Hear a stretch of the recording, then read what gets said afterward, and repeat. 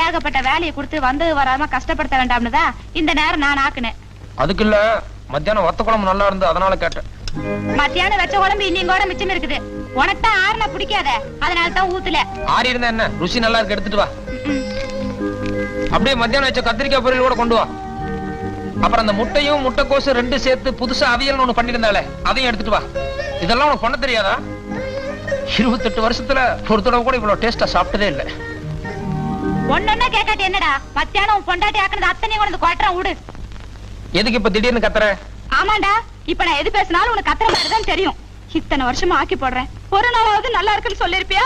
முந்தானத்து வந்தவள தலையில தூக்கி வச்சு கொண்டாடு. சமையல் நல்லா இருக்குன்னு சொன்னேன், இது ஒரு தப்பா? இல்ல சாமி, நாங்க பேசுறதுதான் தப்பு. ஒரு நாள் மகடி வச்சதுக்கே பெத்தம்மால இப்படி கேள்வி கேக்குற. இன்னும் என் பிள்ளைக்கு என்னென்ன சொல்லி தர போறாளோ வெடியட்டும், அவளுக்கு இருக்குது வேடிக்கை. இத பாருமா, 1000